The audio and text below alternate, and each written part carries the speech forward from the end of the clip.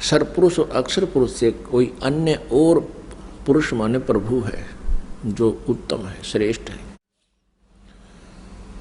तो जो अक्षर पुरुष है ये 7 शंख ब्रह्मांड का स्वामी है, 7 शंख ब्रह्मांड का राम है, साहब है। और परम अक्षर ब्रह्म, परम अक्षर पुरुष, सत्य पुरुष, ये असंख्य ब्रह्मांड का स्वामी है, राम है, जिसको परम अक्षर ब्रह्म कहते हैं। गीता जी अध्याय नंबर 8 के श्लोक नंबर 1 में अर्जुन ने पूछा कि प्रभु आपने गीता अध्याय 7 के श्लोक 29 में जिस तत्ब्रह्म के विषय में जानकारी बताई है कि उसका ज्ञान होने के उपरांत प्राणी केवल जरा और मरण से छूटने का ही प्रयत्न करता है, इस संसार की किसी भी वस्तु की डिमांड नहीं रखता, इच्छा नहीं रखता। 8वें अध्याय के 1 श्लोक में अर्जुन ने पूछा किम तत्ब्रह्म, वो तत्ब्रह्म क्या है।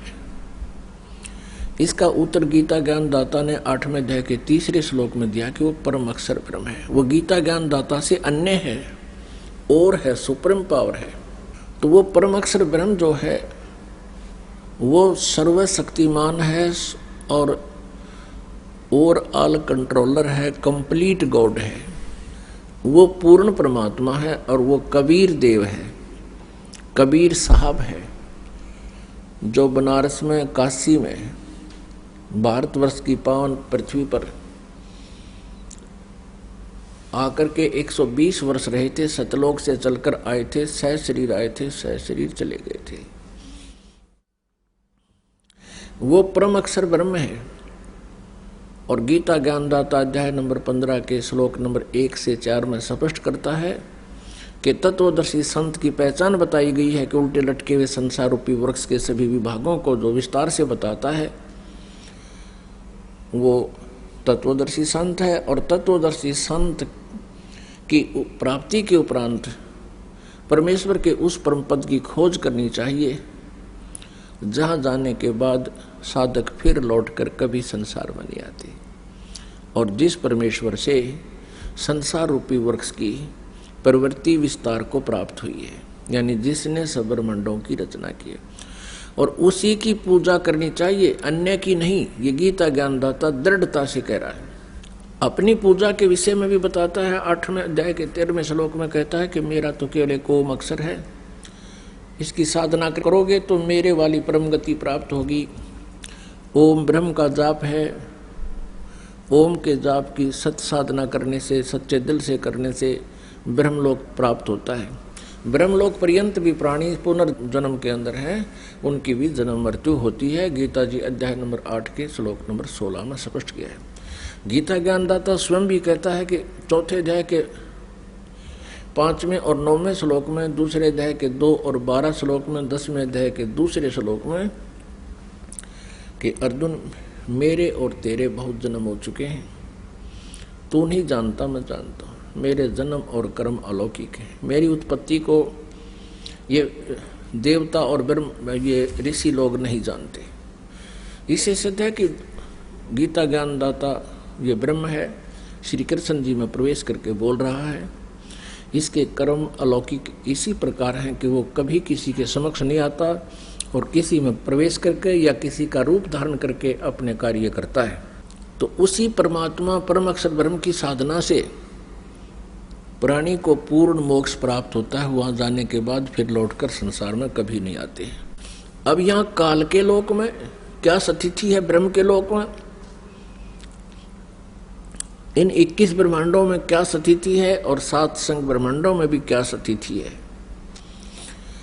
आज पुण्यात्माओं आपके पास यह संसारिक झूठा सुख उपलब्ध है, आपके संतान भी है, आपके पास संपत्ति भी है, उच्च पोस्ट भी प्राप्त है। आप सोच रहे हो कि मैं बिल्कुल ठीक हूं, और परमात्मा कहते हैं कि एक पल में ना जाने के बिजली गिर गया, फिर काहे के ठीक। यहां पर एक बार 26 जनवरी सन 2000 में एक भूकंप आया था गुजरात प्रांत में।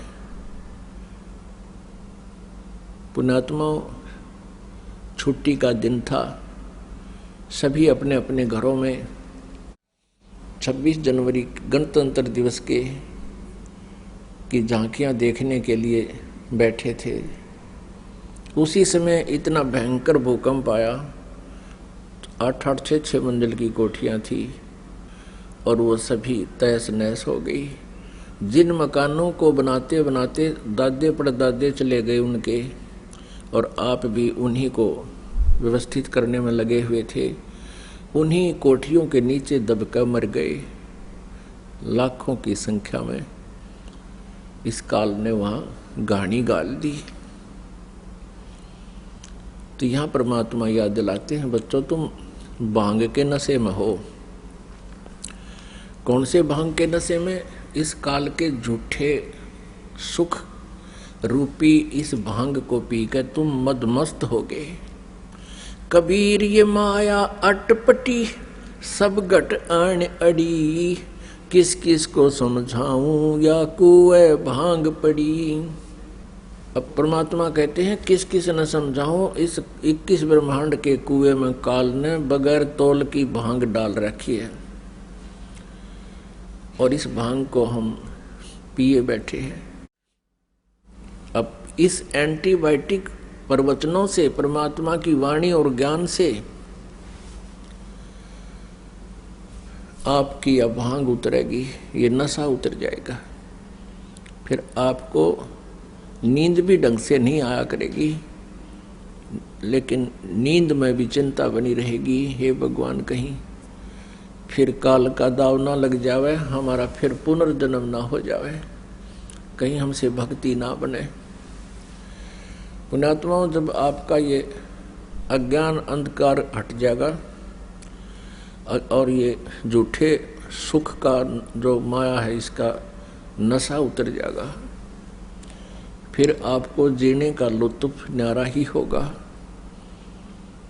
फिर आपको जीने के उद्देश्य का ज्ञान होगा, हम किस लिए जीना चाहिए। और फिर इस उद्देश्य से आप परमात्मा से डिमांड करोगे, आपकी टाइमली मौत भी होने वाली होगी, उसको भी एक्सटेंड कर देगा परमात्मा आपकी सच्ची लगन भक्ति की देख के। और अन्यथा इस जीवन का हमें कोई लाभ नहीं। यदि हम भक्ति नहीं करते हैं तो ये पशु पक्षियों जैसा ही जीवन है हमारा। तो क्या बताते हैं परमात्मा कि आगे गए ना बावड़े, रहते भी सब जाही, बिन साहेब की बंदगी कहीं ठोर ठिकाना न। बिन साहेब की, बिन भगवान की भक्ति।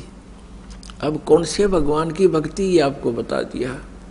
परम अक्षर ब्रह्म, उस सुप्रीम गॉड की, उस कंप्लीट गॉड, पूर्ण परमात्मा, वो साहब है हमारा।